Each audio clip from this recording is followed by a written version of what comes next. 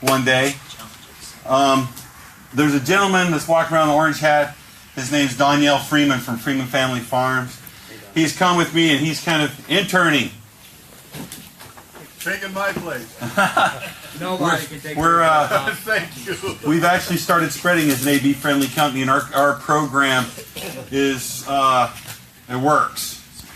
And he's taken our program and he's getting ready to test out of the Montana State Master Beekeepers course using our program.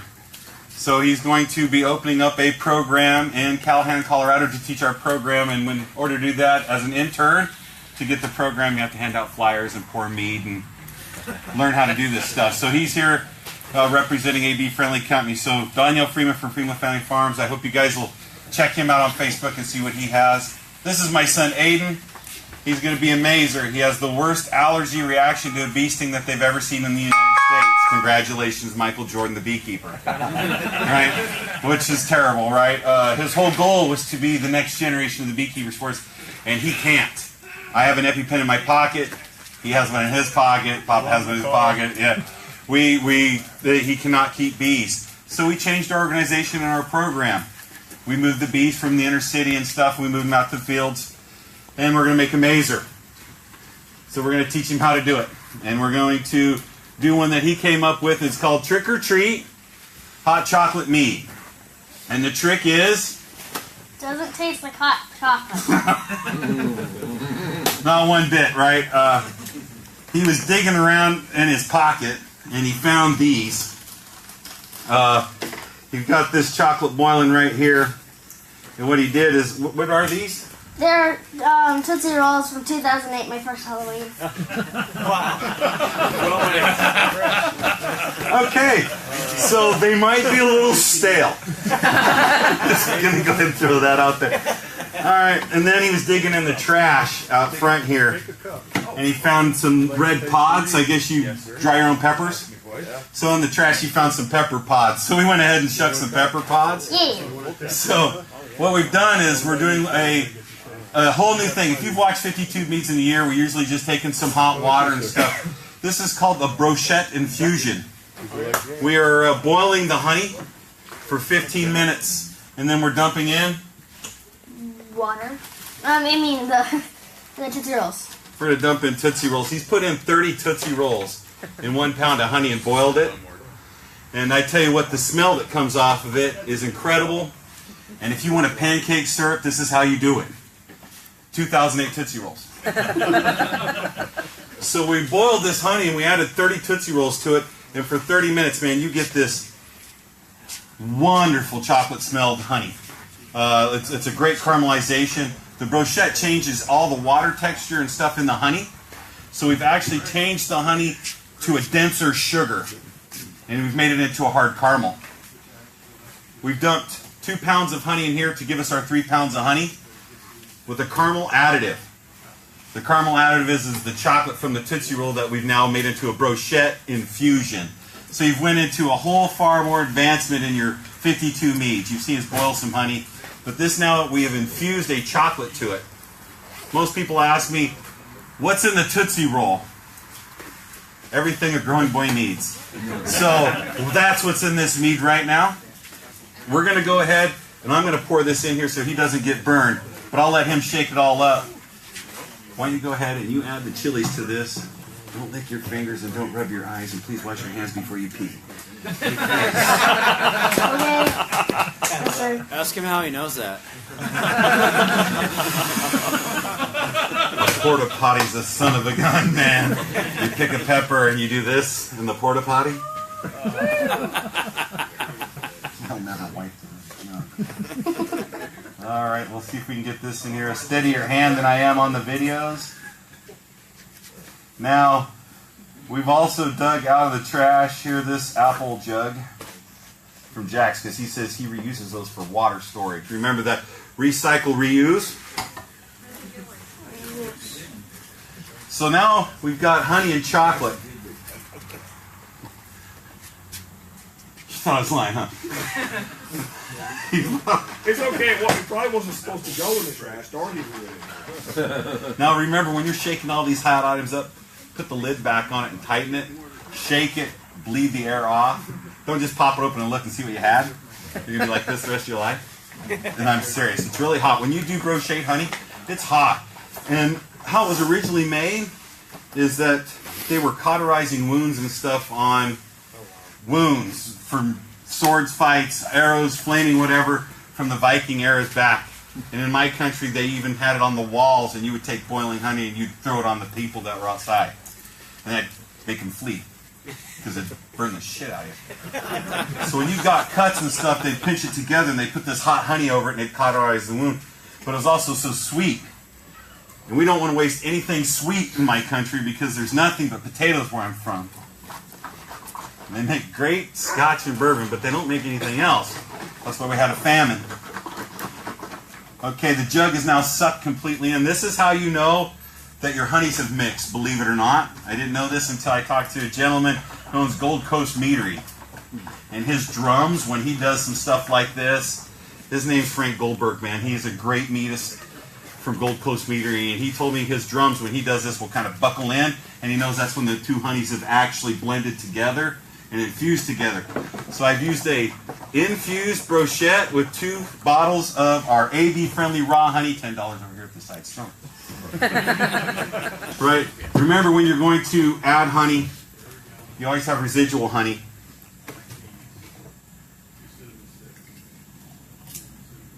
Add a little bit of your hot water to it, and you hand it to the new mazer. He knows exactly what to do with it.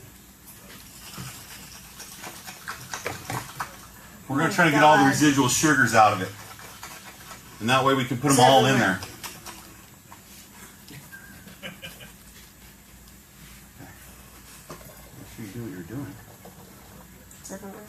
It's everywhere. That's what I do. All right. So now we've got the full thing of sugar. The honey that we're using is our honey. I really prefer oil honeys, avocado honeys, nut honeys, darker honeys I really enjoy a lot. I think they bring out a lot more flavors when you cook them. I think the oils and stuff that are in those honeys come out a lot more. When you cook honey, though, we've lost a lot of the natural ingredients and enzymes. That's why I only do 1 pound for infusions, because I always want to bring back the original sugar amounts. So we've got that all there. We've got chilies in there. We'll add some water in here. Aiden, will you do me a favor? Yeah.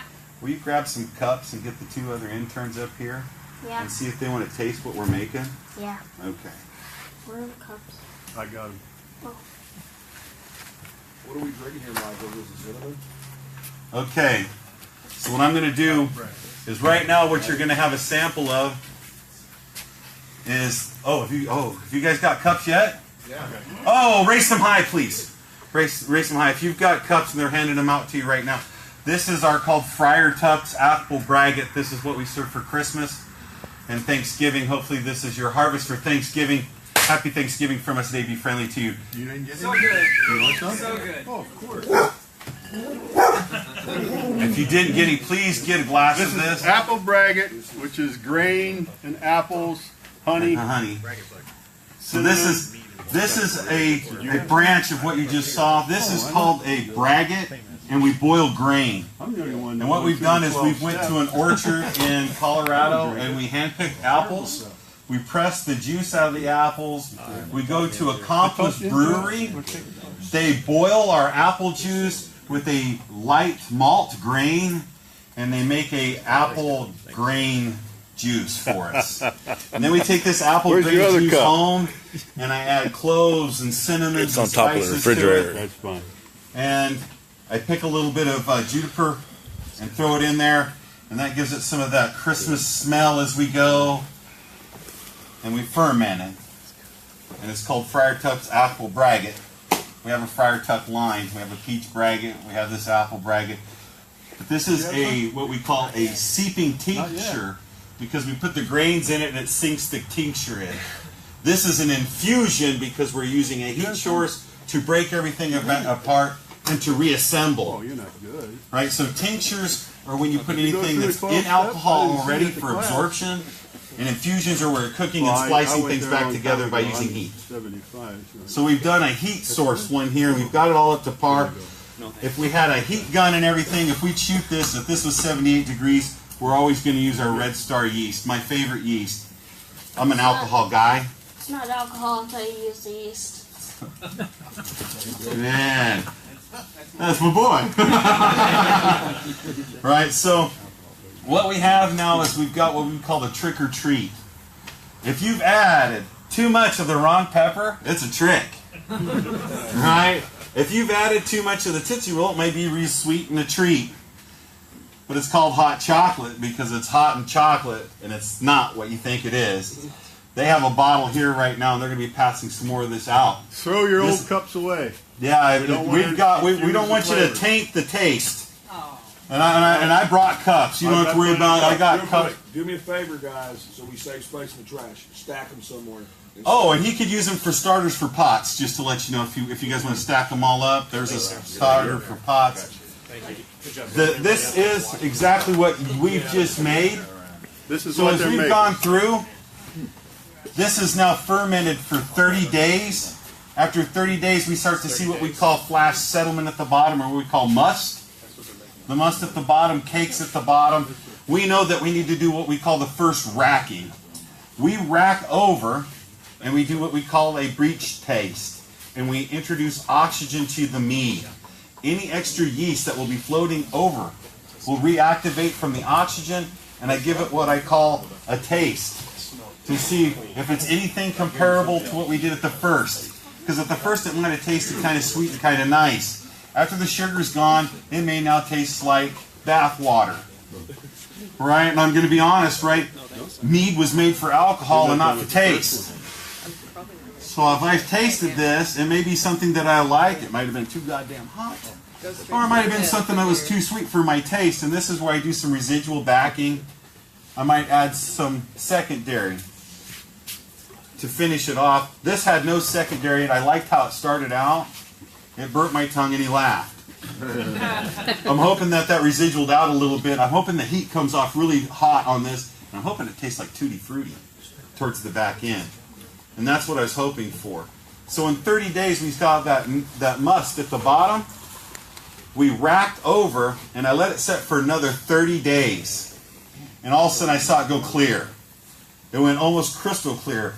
So I went ahead and I threw it right in the refrigerator for 48 hours. We popped the balloon off the top of it, and we racked and bottled it. We racked it, and then racked from the bottle and bottled it. And this is how clear it gets in 60 days. That's a 60 days mead. Right? So I'm making a gallon of a premium drink in 60 days clear. You can make them faster by adding nutrients and other things. Different temperatures, different yeasts, do all different kinds of things from it. My son has brought something to the barter blanket that he is very happy for. What color is it? It's either black or white. No, it's the green one. Oh. He made the. Oh, it's a cotton candy dum dum sucker mead. That I made with my dad. It's a light green. There's only 5 bottles made. We brought one just for him. That's what he went. If Patrick's here with the knife, that's all he wanted. He's hoping that Patrick will take that home. But I have 5 bottles of that. And when he turns 21, we will break it together. And when he makes one with his son, and his son turns 21, they'll drink the mead we made together, and then the mead they made together. Yeah. So, and it was a mead he created.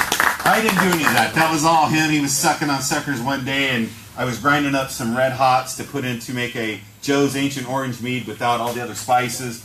And he threw a sucker in, and he goes, "Look at this. We should do this." And we did, and it worked good. This is temperature's now going to chill down to 75 degrees or room temperature. We're going to dump our yeast in it, and we're going to throw the balloon on it. I like using the balloon for 2 reasons. When the balloon's done, the mead's done. I don't ever have to watch and say 15, 29, 32, 44. Right, and just go. I don't ever worry about the bubbler unit. When the balloon's done, the balloon's done. The mead's done. The other thing about it is, when this blows up, it gets so full, it'll pop. I can throw another balloon on it. Meads do not get as active as beer and other distillations. So I'm not really worried about overflowing unless I'm using a lot of adjuncts in my mix. And if I'm going to not use a balloon, I always suggest to put a tube into another bucket of water. Those bubbler units can get plugged up, and you're going to go in your closet and you're going to see diarrhea on the wall from it going all up the side of the wall, man. So he's in the back, he's like, yeah, my wife hates me. Yeah, that's exactly what happened. Yeah, she had to repaint, repaint it. No, she has. Ouch. Right, so I like the bleed off, and I like the old-fashioned method. This is what my grandfather used, and he was a brewer for the Dutch Amish community for what the brethren used to do for their. You get your day out from the Amish community and stuff, and he was the brewer, and that's how they did it back in the day, I guess, is they threw a balloon on them because they were cheap. Everything else was expensive when you were in the 20s. So this is how we made a hot chocolate mead. It's an infused brochette chocolate using hot chocolate. No, it's using Tootsie Rolls, right? That's the trick. We hope that you like this. We have a cleansing palate one that you can taste after you cleanse. You want to cleanse your palate. This one right here is a black cherry, and we've added some grape to it. Right? So what it was is we fermented and made a grape wine and took a black cherry mead and we blended them together. Right? And that's called actually a honey wine. So now you've got to see 3 different things just from us right here. Is there any questions on anything you guys want to know about me that my son can answer? He knows more than I do. Attractive. So when you're making a gallon, I've made a few gallons myself, and I've used the balloon method also, but I wound up with, the next morning, half a balloon full of stuff. So, tilted over. Is that actually how much you'll leave 25% headspace, pretty much, on your gallon? No, I get balloons full of stuff too. And then you tilt them back up, and they runs in, and Yeah. So we're cool. So the question that you're going to ask after that, what about the powder in the balloons I just put back in there? I'm already filtering all that stuff out. It makes alcohol. It cleans. Yeah, don't worry about it. Yeah, I don't. Jack even told you the Viking book. Sanitization Stir with your arm. is a waste of your time. Right? I mean, there's a brewer in Colorado who does bull testicle meads. Oh, yeah. And he's got a contract right now, and they're actually making beer with Rocky Mountain oysters. Why? Because it's a leather and tanning agent, so he's using leather for a tanning agent in his beer. Think of that one. That's crazy shit. I'm on my way out of that door. When you get to the next level, I did bring Jack something. My honey goes and they distribute it, and I work with a guy, his name's Sam Klickman from Gillette, Wyoming, and he owns a big loss meadery, and I've been working with him. And what do you do if you have a bad product? Drink it. No, you take it to the local distillery, and they distill it down for you. He made a collaboration with a Wyoming distillery, and they went together and they distilled some of the mead down and made a honey schnapps. They only made 1,500 bottles, and you can only purchase it in 3 locations in Wyoming. And here. Go give that to Jack. And you can look it up on the internet. It'll give you the lowdown on that. I actually have an extra bottle maybe for the barter blanket. Something to think about if somebody wants to. Patrick Knight. Okay, I brought my son. He's been anxious to come here. I hope you guys, if you any more questions on anything, I got a little more mead left. I know that Jack doesn't like drinking until 5, and my alcohol's strong. My kung fu strong. I'm not that worried this year because we're not using, machinery and whatever. Unless you're I making do it have to do night. a walk. After lunch. That's why I didn't. But I also let you know. Oh, go ahead, sir. Do you sell mead that we can order and have shipped to our According to the house? Surgeon General. This is on video. No, according to the TTB, I have to have a license to ship and traffic mead through the United States. Okay, thank you. Hey, you don't have to say anymore. I'm good. Oh no. Do you sell bee food? Soured bee food? In liquid form. We sell soured bee food. We do sell the bee feed. The bee feed may show up at your house and it may be rotten. We do not say the bees could consume it. I don't know how you want to test to see if it's bad. But yes, you remember, Jake. You remembered. Oh, he's good for something.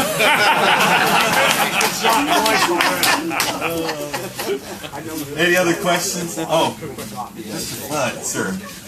Yes, sir. So in the wines and meads that I've been making at home, I like my alcohol more dry, Okay. and it seems like no matter how long I let it sit there, it ends up very sweet.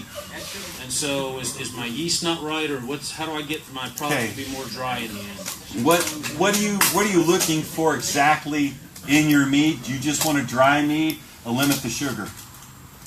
Go pound of honey to a gallon and use a champagne yeast. It'll eat all the sugar out and it'll dry it completely out, man. Right? But it's not going to have the honey flavors. The more sugar you add, the more type of a stronger yeast element you have to add.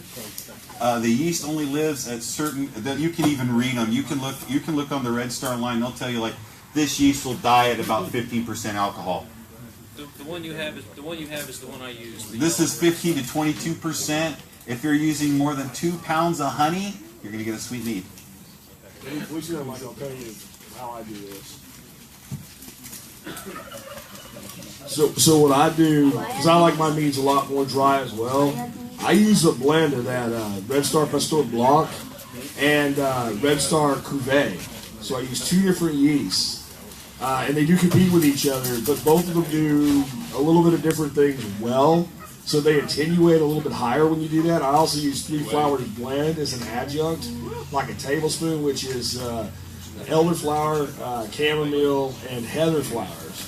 And that seems to do something that pushes the fermentation higher. And what I do is I use 3 pounds to the gallon. But you see how he's made that? I do something that every mead maker would tell you is a sin. When I rack that, I take pure water and I top the secondary off, thereby dropping the gravity. And then you end up with a full gallon, far more attenuated. And my meads are dry, really dry. Michael is the only person I know that makes anything approaching a sweet mead that I will drink. Most sweet meads that you buy in stores and all are just, but he makes good sweet meads. And that bracket was freaking good, dude. Hey, I mean, the chocolate stuff was good too. That has some heat in the back of it. Yeah, You don't get it in right? the front, you get it in the back. I was hoping they'd come in the front and you got something sweet in the back, but well, that's how it mostly is. You mostly get some back. Okay, so for the chocolate mead, if you haven't got a flyer, okay. You got battery. What are the ingredients in the chocolate mead? Okay, we did hand out a flyer especially for you guys. If you haven't got one, I can give it to you. But the ingredients are going to be 1 pound of honey that you boil for 15 minutes. At 15-minute mark, throw in 30 Tootsie Rolls, boil it for another 15 minutes. That gets your brochette infused chocolate honey. You're going to take 2 more pounds of honey and throw it in the jug. You add those 2 together and you get 3 pounds of honey that's already infused. And brochette, you throw on 2 packets of Pizza Hut chili packs. You can't use their name. Oh, crushed red peppers. 2 teaspoons of crushed red peppers. Okay, 2 teaspoons of crushed red peppers. You shake that all up, add your water to get to your gallon mark. Keep shaking it up as you go. Watch your heat temperatures rise and fall. When your temperatures get to the 75 degrees, you add your yeast.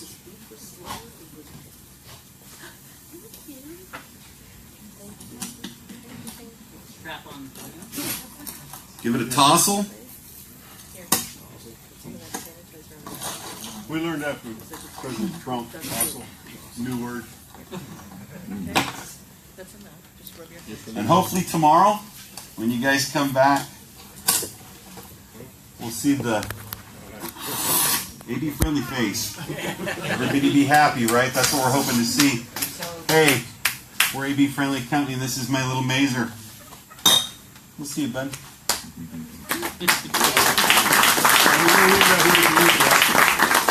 You tell us how it turns out. You can tell them. Happy to tell you how it Thank you guys very much. We do have stuff to barter and stuff for later.